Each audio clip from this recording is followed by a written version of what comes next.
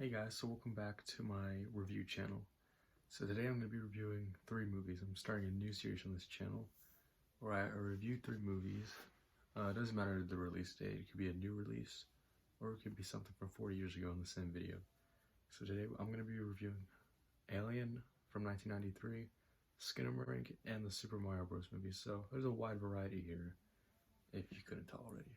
So I'm going to go in chronological order of what's that came out. We're going to start with Alien, directed by Ridley Scott. This is a very, very popular movie that I actually hadn't seen till recently.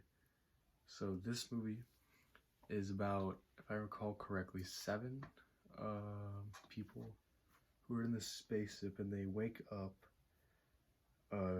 because their supercomputer programs them to wake up when they're getting closer and closer to the planet.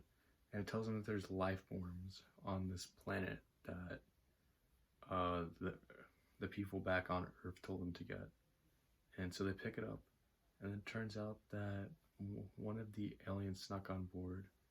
It kind of, I don't know how to put this, impregnated one of the crewmates. So now the alien baby like burst out of its fucking chest, and it just grows into this giant monstrosity that has a really cool design. It's probably one of the most iconic movie monster designs ever, and it's chasing all these people and it's killing them one by one.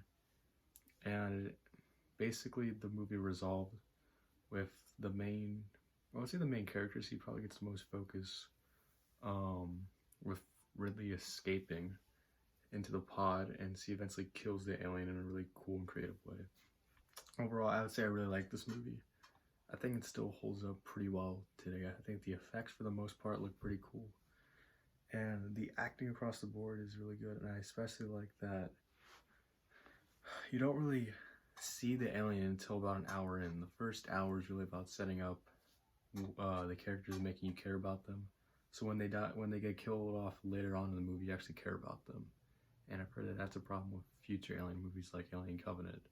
So I'm going to be dreading if I ever watch that one.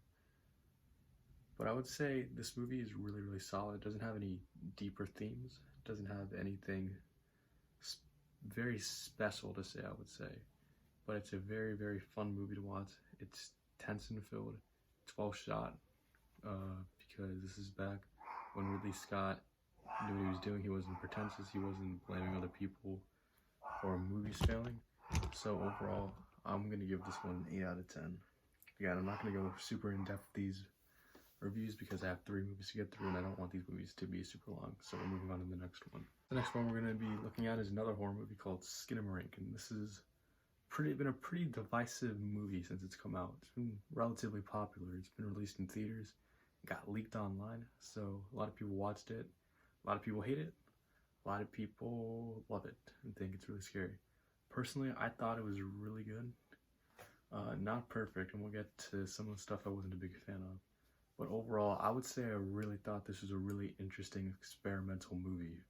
And as someone who's trying to get into film, I really appreciated what the director was trying to do with this movie. It's because I've watched a lot of analog horror online. I really enjoy stuff like Local 58 and The Backrooms, and especially stuff like The Walt Files and Gemini Home Entertainment, I think is what it's called. And I was really nervous that this movie was going to do what they did, but worse. But it actually did something unique to its own, which I thought was really impressive. So yeah, I thought this movie had some pretty effective scares as well. It's a very tension-filled movie. If you have the patience, I could understand why a person wouldn't really enjoy it that much. I mean, not a whole lot happens in it. You don't really see characters' faces until about, I think you only see one face in the whole movie. And even that's not super clear whose face that's supposed to be. So yeah, I'd say the best part about this movie is it's very patient. It takes time to build up the tension, and as a result, it leads to some pretty scary, intense scenes. For the negatives, so one thing is I think this movie is way too long. It's about 1:40. I think this would have been better as a horror, maybe about a 45-minute movie on YouTube. That's what it feels like to me. Anyway, I think the thing is, I think that's what he was going for, with it kind of feeling like a never-ending nightmare. But it feels like he's just kind of padding it out at the end because you're not really sure what's happening. And maybe if I saw it again, I would like it more. But that I thought was really distracting. And while it's scary, there are a few jump scares that are really predictable. And if you're ready for them, they're not super scary. And also, I thought that the demon voice he would use sometimes sounded kind of goofy. So those are my complaints that I have to me. But overall, I would say I enjoyed it, and I would probably watch it again. And I mean, it did its job. It really does feel like you're living in a child's nightmare, or maybe one you've had on your own in your own childhood. I know I've had times like that where I would wake up in the middle of the night and just be staring into darkness. Especially in my old house. Now it's not that bad since I'm in high school, 16 and going through it. But back then, you know, my old house would have all the lights out and I didn't know any better, and I would just see things in the dark and, you know, just be scared of what was out there. So overall, I'm going to give this movie a 7 out of 10. And then last movie I'm going to talk about is the most recent release, and it's probably been the most popular movie to come out in recent times, and that's the Super Mario Bros. Movie. Now, when the cast of this movie was announced, I think I and a lot of other people were really worried about this movie. Now, I'll say that right off the bat. I'm not the biggest Mario fan. I've played a few of them. I've played Mario Kart and Mario Odyssey and the first ever Mario, but I'm not a gigantic Mario fan. I haven't played all the games. And I wasn't super excited for this movie. I didn't have a few high hopes for it, especially when I heard when Illumination was making it, which I've been thinking about making a video about Illumination because I have a lot to say about that studio. That I think they've made one good movie, and that was the first ever Despicable Me. Everything else has either been mediocre or straight up atrocious. So, very low expectations going into the movie. But I saw it, and it's fine. It's perfectly okay. So, I think the first thing that this movie does right is that I think it's a great Mario movie, I think. I think if you're a huge Mario fan, if you just want to see a faithful adaptation of Mario, even as a fan, even as not a diehard fan, I still recognize a lot of stuff. Like all the mushrooms and all the power-ups they would get when he turned it into a cat, or the blue shell which exploded, or the DK rap that started playing when they entered the arena. I thought that was really kind of cool that they did that. And especially the Mario Brothers theme song from the 90s, that cartoon. Like when me and my friends saw that, we're like, holy shit, they actually put that in there. We just thought that was funny. So I think it's a very faithful movie. You can tell that the creators like Mario and they really wanted to give the fans something they wanted to forget. And I think for the most part, the voice acting is solid. Chris Pratt he does an okay job. He's not bad. He's not amazing, but I mean, me and a lot of other people thought he wasn't going to be that good. And I think he did a fine job as Mario. Charlie Day's Luigi, I thought was really solid, but I wish he was in it more. He's in the first half hour, and then he disappears he's like not in the second act at all, and he comes back at the very end. I wish they would have had him more, because I really liked his and Mario's dynamic. And then the best performance by far is Jack Black as Bowser. Even when they first announced him, I thought that was a great choice. And as always, Jack Black he gives it his all. And I know that Pizza's song has been getting really popular because, I mean, Jack Black just, again, like I said, he's always giving it his all, and that's no different in this movie. For other performances, I thought Key for Toad was fine. He was kind of annoying, but he was fine. Anya Taylor-Joy, for the most part, I thought was okay, but there were some lines where it's like she didn't give a single fuck about what was happening.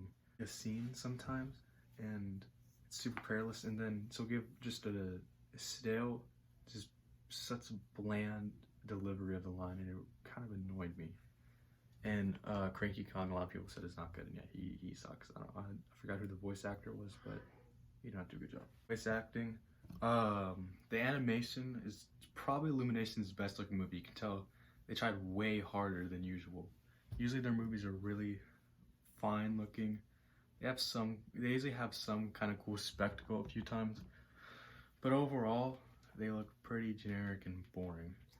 But this one, I think, actually captured the essence of Mario pretty well, and as a result, I think the movie could have looked a lot worse. And the music is another big part of the movie, so they actually recompose some of the old music from the games, which I thought was really cool. However, while I think the soundtrack itself was really good, I thought the use of 80s music was really out of place and just distracting in some point. Like when they play Take On Me when they enter Donkey Kong Land.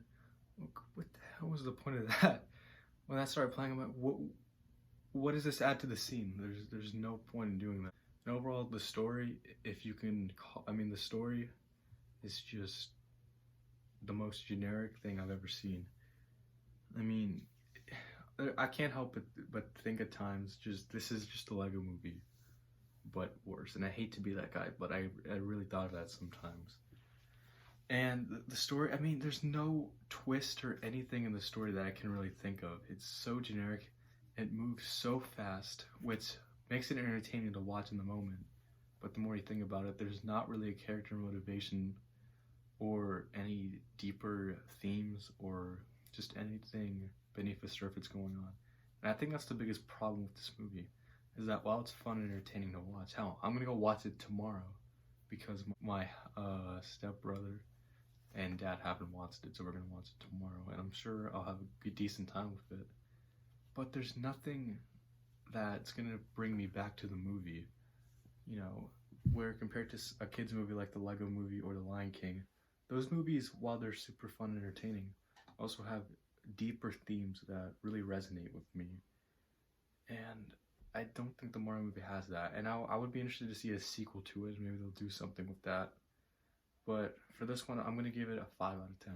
It's a fine movie that I'll probably never watch again after the one I'm going to see tomorrow. So those are my reviews of all three of these movies.